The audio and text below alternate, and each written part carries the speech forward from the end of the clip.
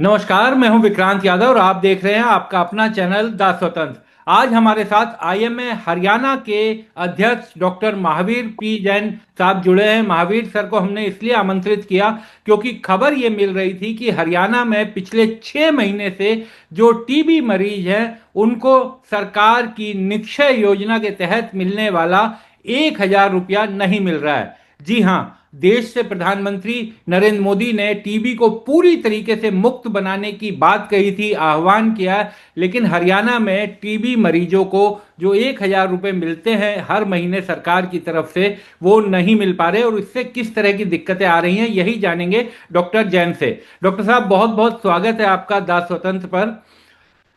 Sir नमस्कार।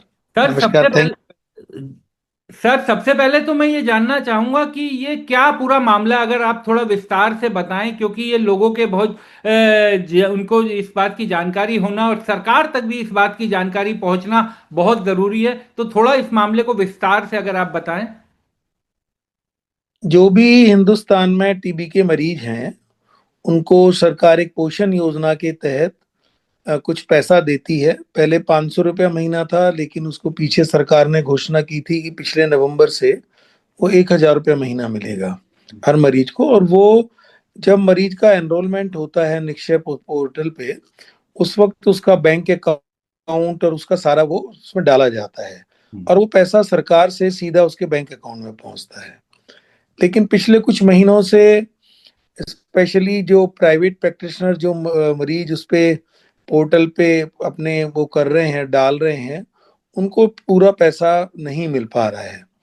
तो उसकी वजह से प्रधानमंत्री जी ने, सरकार ने ये योजना इसलिए शुरू की कि टीबी में पोषण का, न्यूट्रिशन का भी एक बहुत महत्वपूर्ण रोल है। जी। अगर टीबी के मरीजों को बराबर अच्छा पोषण मिलेगा, बराबर अच्छी खुराक मिलेगी, तो उनकी टीबी दूर होने के और टीबी को कंट्रोल होने के, एलिमिनेट होने के चांसेस ज्यादा हैं। तो इसलिए, लेकिन वो तमाम किसी कारणों की वजह से सब मरीजों को वो पैसा उनके अकाउंट में नहीं मिल पा रहा है। तो उससे थोड़ा सा फिर मरीज जो है वो बार बार कंप्लेन भी करते हैं और उनको दिक्कत भी होती है। सर, हरियाणा में कितने मरीज होंगे जो जिनको इस योजना के तहत ये पैसा हर महीने 1,000 रुपये पहले मिलता था और अब 6 महीने से नहीं मिल पा रहा है? नहीं, हरियाणा में तकरीबन ये मान के चलिए जी 50% मरीज तो करीब प्राइवेट डॉक्टर्स ने पोर्टल्स पे डाले हुए हैं। 50% मरीज करीब जो है सरकारी अस्पतालों से डायरेक्ट उन्होंने पोर्टल पे डाले हैं। अंदाजन करीब 86,000 के करीब मरीज हैं टीबी के पूरे हरियाणा में। हम्म। और अगर मैं गुड़गांव की बात कहूँ तो गुड़गांव में करीब 7,000 मरीज थे सन 2023 में, लेकिन पिछले साल वो बढ़ के करीब 9,500 हो गए। वो बढ़ने का कारण ऐसा नहीं है कि खाली ये कि भाई टीबी बढ़ गई है उसमें, क्योंकि सर्विलेंस भी ज्यादा है, डायग्नोस्टिक फैसिलिटीज भी ज्यादा हैं, तो उसकी वजह से भी हो सकता है कि जिन लोगों का डायग्नोसिस नहीं हो पा रहा था उन काफी मरीजों का डायग्नोसिस हुआ हो। तो ये वस्तु स्थिति है कि 86,000 मरीज हमारे पूरे हरियाणा में हैं अंदाजन। ये 2024 तक का हमारा आंकड़ा है।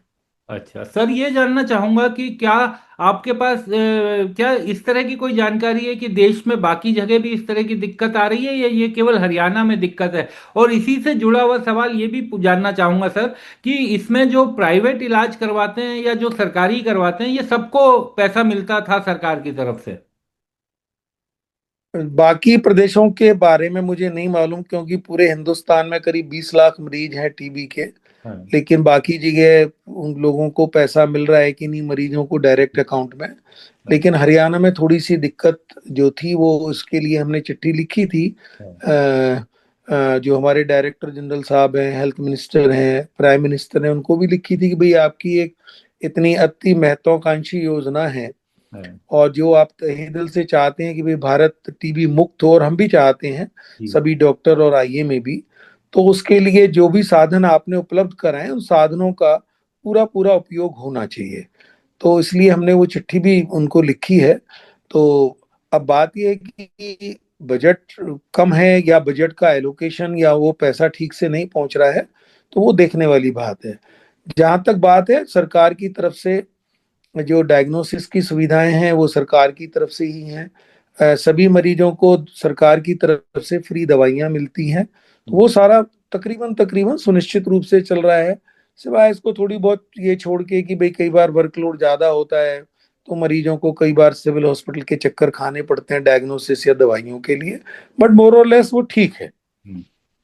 तो सर इसमें ये जो मरीज है आईएमए, यानी कि आईएमए के पास इस तरह की जानकारी क्या मरीजों के जरिए आई कि ये पैसा नहीं आ पा रहा है, और उसके बाद आप लोगों ने ये चिट्ठी लिखी? हाँ जी, हाँ जी। क्योंकि हमारे आईएमए में ज्यादातर जो लोग हैं वो वही हैं जो प्राइवेट, ज्यादातर जो प्राइवेट प्रैक्टिस करते हैं। तो जब इस तरह की कोई बात आती है तो सभी लोग अपना अपना फीडबैक देते हैं हम्म। मरीजों को पूछ के। तो उसके बाद से ही सरकार ने भी माना है कि भाई कुछ लोगों को पैसा नहीं मिला है लेकिन उसकी वजह उन्होंने कहा है कि भाई वो पोर्टल्स का कम्युनिकेशन दोनों का ठीक नहीं है। हमारे पास फंड्स हैं और बहुत जल्दी ये प्रॉब्लम ठीक हो जाएगी। तो चलो देखते हैं। हमारा काम ये है कि भाई जो भी जनता के हित की बात है, मरीजों के हित की बात है, हाँ, और अगर सरकारी कोई योजना है तो उसके लिए हम बराबर आवाज उठाएं। हाँ। और आपके माध्यम से और भी हम ज्यादा ये चाहते हैं कि आप लोग भी जनता की ये परेशानी है उसके लिए आवाज उठाएं, और आप सर, वही कर रहे आप लोगों ने सर मुझे याद है कि बड़ा लंबा संघर्ष उसके लिए भी किया था। आयुष्मान योजना देश भर में सर वो चलाई जा रही है, उसका भी पैसा बड़ी दिक्कत हुई थी हरियाणा में आप लोगों को, यहाँ तक कि मजबूरी में काम तक बंद करना पड़ा था, आयुष्मान में दाखिले लेने बंद की करने पड़े थे। बाद में वो मामला किसी तरह सुलझा। तो सर ये इस तरह की दिक्कतें क्यों पैसे को लेकर, जबकि इतनी महत्वाकांक्षी ये योजनाएं हैं, क्यों इस तरह की दिक्कतें आ जाती हैं? कहीं ना कुछ सिस्टमेटिक प्रॉब्लम तो है ही सर ये। प्रॉब्लम जो मुझे लगता है, मैं दोनों चीजों को एक उसमें नहीं लूंगा। एक टीबी का इश्यू अलग है। टीबी का जो सारा है वो सेंट्रल गवर्नमेंट की तरफ से जी। ज्यादा है उसमें कंट्रीब्यूशन। हम्म। जहां तक आयुष्मान की बात है तो आयुष्मान में एक्चुअली बजटरी एलोकेशन इतना नहीं है और बेनिफिशरीज बहुत ज्यादा बना दिए। हम्म। जब तक आयुष्मान में सिर्फ वो थे पीएमजेवाई जो वाले लोग थे जो कि बिलो पॉवर्टी लाइन वाले, जो शुरू शुरू में जिनके लिए आयुष्मान योजना लागू की गई थी, जब तक सब कुछ तकरीबन ठीक था। हम्म। लेकिन अब उसके बाद उसमें उसमें चिरायु भी, उसमें वय वंदना भी, 70 वर्ष से ऊपर के जो लोग हैं, तो बेनिफिशियरी अब ये मान के चलो कि 50% जो हरियाणा की स्टेट की जनता है वो बेनिफिशियरी है। जी बिल्कुल। लेकिन उस हिसाब से बजट नहीं बढ़ाया गया। हालांकि अब जैसे पिछले, जब हमारी ये काम लोगों ने बंद किया तो उसके बाद सरकार ने काफी बजट दिया, पर हम्म। वो भी नाकाफी है। वो सारा बजट भी तकरीबन तकरीबन खर्च हो चुका है, फिर लोगों को पेमेंट्स की दिक्कत होने लगी है। तो हम्म। मेरे ख्याल में सरकार ये सारी, किसी भी कोई योजना बनाती है तो उस योजना में सबसे पहले ये देखे कि भाई इसमें बेनिफिशरी जितने हैं उनका खर्चा कितना होगा और उसके लिए बजट कहाँ से आएगा। रादर की फिर जब शोर मचे तो फिर आप इधर उधर से बजट को इकट्ठा करो। तो और हमारे तो चीफ सेक्रेटरी साहब फाइनेंस सेक्रेटरी भी हैं, तो वैसे वो काफी मतलब खुले दिमाग के हैं। हमारी पीछे जब मीटिंग हुई थी तो अभी भी हम शायद 27 तारीख को उनके साथ उसी संबंध में हमारी रिव्यू मीटिंग है।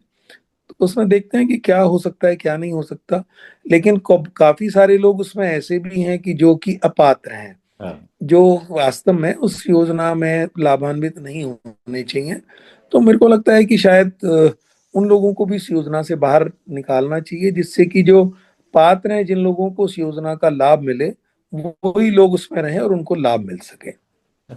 बिल्कुल सर, आप लोग तो ठीक बात कह रहे हैं, लेकिन कई बार ये सब फैसले चुनावी दृष्टि से भी हो जाते हैं। और आयुष्मान का सर लोगों में बड़ा वो तो था ही, क्योंकि ये स्वास्थ्य एक ऐसी चीज है जो आज भी हमारे हाथ में, अगर पूरी तरीके से सरकार इसमें इन्वॉल्व ना हो तो शायद गरीब आदमी की उस तक पहुंच होना बड़ा मुश्किल है, क्योंकि जिस हिसाब से इलाज महंगे हो रहे हैं। और शायद यही सोचकर सरकार ने इसे शुरू किया होगा।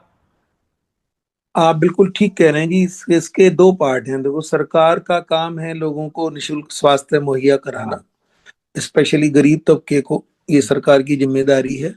उसी सोच के साथ ही माननीय प्रधानमंत्री जी ने ये आयुष्मान योजना को शुरू किया था। सोच बड़ी अच्छी थी। और लेकिन धीरे धीरे उसमें जब इतने सारे लाभार्थी जुड़ते गए और उसके हिसाब से बजट उसका नहीं बढ़ा, केंद्र सरकार और राज्य सरकारें उतना बजट नहीं दे पाई, तो उस योजना में दिक्कतें आई। हमारा मानना दो चीजों का है। जी। हमारा मानना यह है कि सबसे पहले सरकार अपना जो सिस्टम है अपने जो अस्पताल हैं उनको सुदृढ़ करे, हाँ। उनको स्ट्रेंथन करे, वहां पे सुविधाएं दे, वहां पे डॉक्टर्स की कमी को पूरा करे, वहां पे सारे यंत्र वो लगाएं, सारे वहां पे अच्छी बिल्डिंग्स हो, अच्छी लोगों को सुविधाएं दें। और जो सुविधाएं आप सरकारी अस्पतालों में नहीं दे सकते हो, उन सुविधाओं को आप प्राइवेट सेक्टर से लो।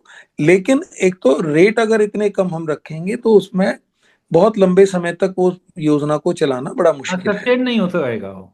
हाँ। हाँ, तो एक तो सस्टेनेबल और रीजनेबल रेट्स हों जिससे कि प्राइवेट प्रैक्टिशनर भी अपना गुजारा कर सकें, और दूसरा ये है कि उनको समय पे पेमेंट मिले। ये दो चीजें बड़ी जरूरी हैं। तीसरी चीजें, ये जो अनाप शनाप कटौतियां हैं वो कटौतियां ना हो।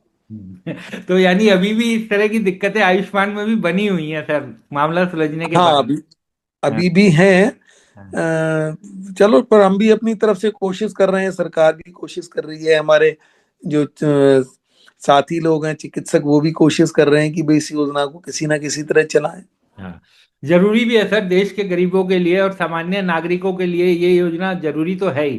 सर एक अंतिम सवाल जाते जाते ये पूछना चाहूंगा कि इसको जो टीबी मरीजों को जो पैसा नहीं आ रहा है, इसके बारे में आप लोगों ने जो चिट्ठी लिखी सरकारी अधिकारियों को और सरकार को, उसके बाद कोई नतीजा निकलता हुआ दिखाई दे रहा है? कब तक इन लोगों को पैसा मिलेगा, क्योंकि 6 महीने लंबा समय होता है पैसा ना मिलना। नहीं, मैंने आपको बताया ना, आज ही हमारे पास डीजीएचएस साहब की चिट्ठी आई है। अच्छा। और डीजीएस साहब ने यही लिखा है कि हमारे पास फंड्स हैं, लेकिन थोड़ा सा उसमें फंड्स होने के साथ साथ में उसके वितरण में कुछ दिक्कत आ रही है। तो उस वितरण को वो कह रहे हैं कि हम इसको ठीक करेंगे और सभी लोगों को बराबर और पूरा पैसा मिलेगा। चलिए सर, उम्मीद की नियत में जाएगी। नियत में हाँ कोई कमी नहीं है, जी। नियत में कोई कमी नहीं है, नियत ठीक है। हाँ। हाँ जी। लेकिन लेकिन सरकारी सिस्टम में अटक करके पैसा नहीं आ पा रहा है। और कई बार सरकारी सिस्टम, कई बार ये जो आईटी का जो सिस्टम है उसमें कहीं ना कुछ कमियां हैं। वो मेरे ख्याल में शायद जल्दी ठीक हो जाएंगी, हमें ऐसा ही आशा है। ठीक है सर, बहुत बहुत शुक्रिया, आप जुड़े और आपने अपने व्यस्त समय में से इसके लिए समय निकाला। बहुत बहुत शुक्रिया sir. Thank you Vikrant ji, thank you very much.